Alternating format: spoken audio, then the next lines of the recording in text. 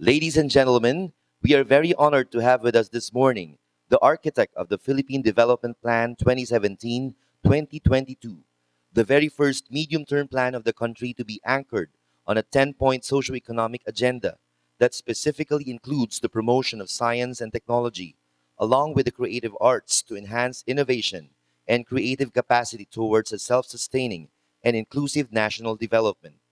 Please show your appreciation with a big round of applause for the Philippine Socioeconomic Planning Secretary, Dr. Ernesto M. Pernia.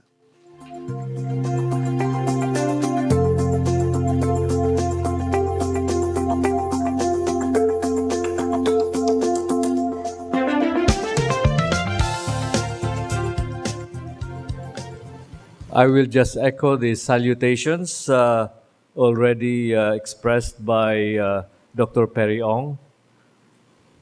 But anyway, distinguished officials and members of the Philippine American Academy of Science and Engineering, PAASE, co-workers in government or the People's Vineyard, delegates, ladies and gentlemen, good morning. I am pleased and fortunate to be given this privilege to deliver this keynote message before you today.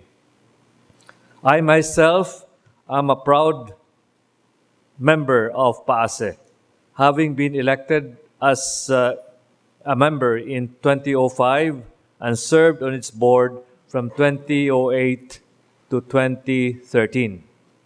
During the annual PAASE meetings and symposium last April at the University of Arizona, that's the university of our PAASE president, Dr. Joel Cuello, one of the key questions that came up was, how do we use science and technology and innovation in order to accelerate the country's socio-economic development?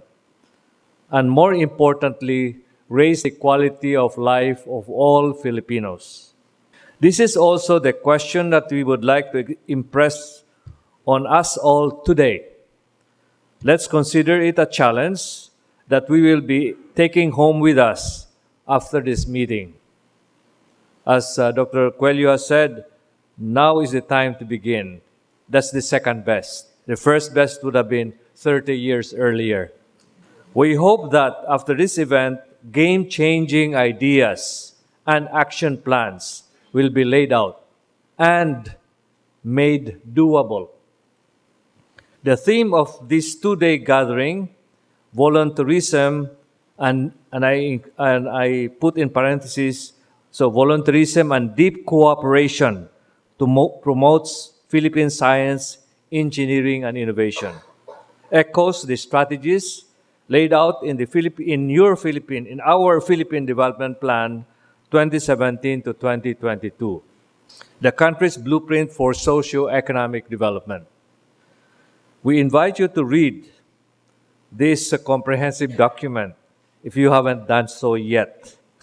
And this comprehensive document that charts our development agenda for the country over the medium term. The PDP is geared towards our collective long-term aspiration as a nation, which is called AmBisyon Natin 2040. We envision the Philippines in 2040 to be a prosperous, a predominantly middle-class society where no one is poor. Filipinos enjoy long and healthy lives, are smart and innovative, and live in a high-trust society in the midst of a global knowledge economy. No one would dispute that science, technology, and innovation ecosystem will help bring us to get there. Chapter 14 of the Philippine Development Plan tackles at length the key strategies we need to do and the outcomes we aim for to increase the country's growth potential through STI, science, technology, and innovation. One of the strategies I would like to cite is the increase in the use of advanced technology in agriculture, industry, and the services sector. Priority assistance will be given by the government to encourage the use of technologies with high commercial potential. This will improve productivity and efficiency in the said sectors, translating to an increase in incomes and more gainful jobs, especially in the countryside, in our regions, especially the lagging ones. The history of the light bulb has always been used as an example to describe the relationship between innovation and efficiency. Indeed, you may recall it, the first light bulb moment 150 years ago. Imagine the relief people felt at that time when they no longer had to light gas lamps or candles for illumination at night. And today, this invention has changed how we use energy in our everyday lives. I want to stress, however, that while the world has seen many unprecedented technological breakthroughs and is now in the midst of the fourth industrial revolution or Industry 4.0, which we also refer to as FIRE, F-I-R-E, small letter E. The Philippines, in terms of science and technology, is sadly lagging behind. Speaking of light bulbs, a 2013 study conducted by the Philippine Institute for Development Studies, which is attached to NEDA, says that 16 million Filipinos do not have access to electricity. Or based on the World Bank data 2016, 9% of Filipinos still have no access to electricity. In agriculture, on the other hand, the Philippines is still in the mechanization phase, when in many advanced economies, we already see drones, driverless tractors, and internet-based technologies transforming production. Another notable challenge in the current STI ecosystem is the weakness and inadequacy of S&T human capital in our country. Data show that the Philippines has only 270 researchers to every 1 million people in 2013. This is well below the UNESCO norm of 380 per billion population. This is also way lower than the more than 1,000 researchers per million population average in East Asia and the Pacific countries. The 2018 Global Innovation Index report, in which we ranked 73rd out of 126 economies, pointed as well to our weaknesses in human capital and research and development. These are just a few examples showing us the critical roles that STI play in our country, in our country's growth path, and how building faster our STI ecosystem can make a tremendous impact.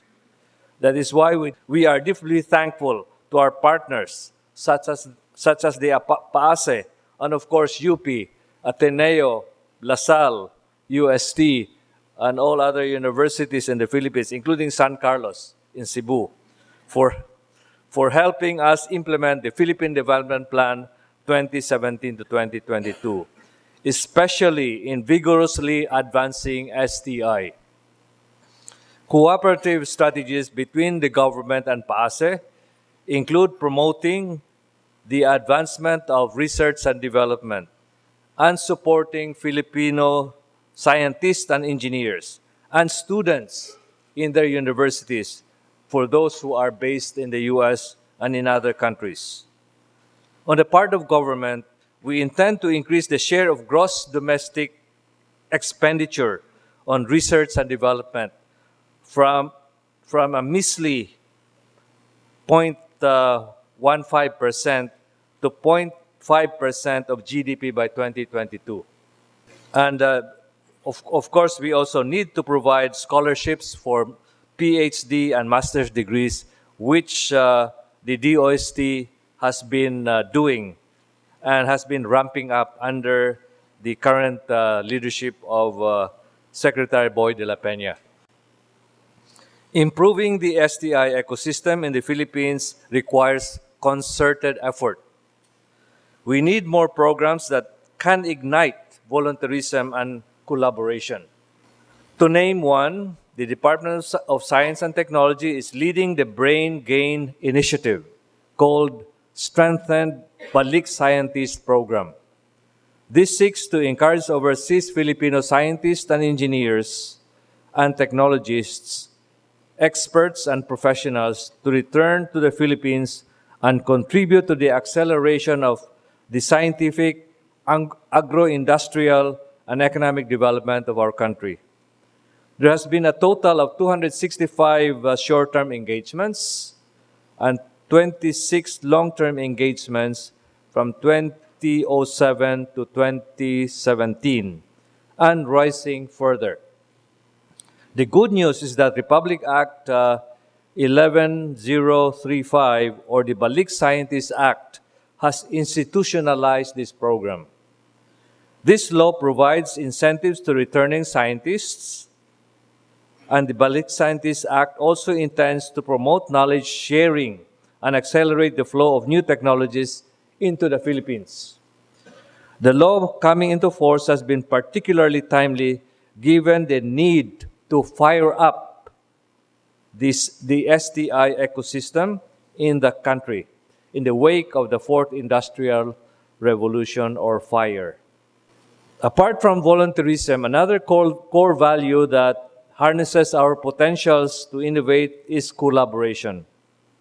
The Philippine Development Plan recognizes that open collaboration among the various actors in the STI ecosystem should be strengthened in order to strongly stimulate innovation.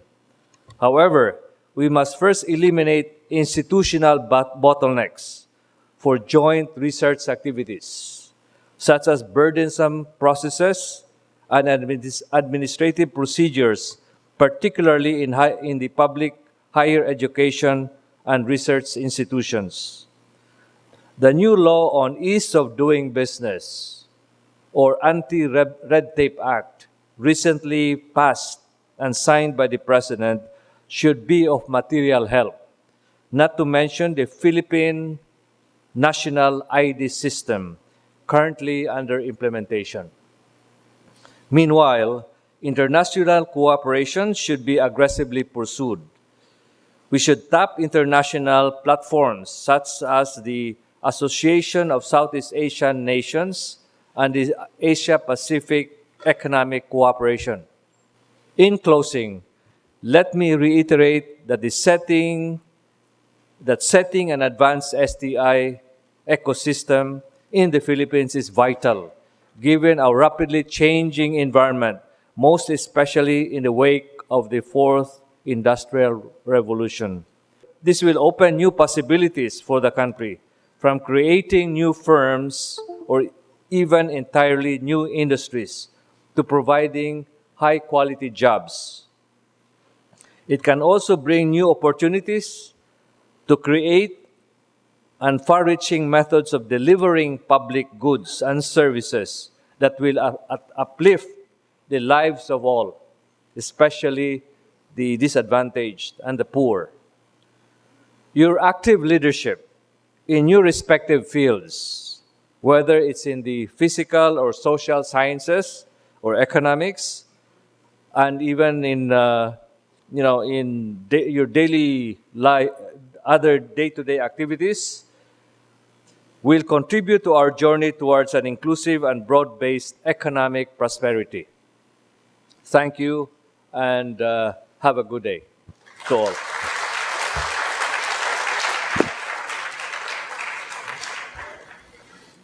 Thank you very much, Dr. Ernesto M. Pernia, for recognizing the importance of S&T and innovation for national development.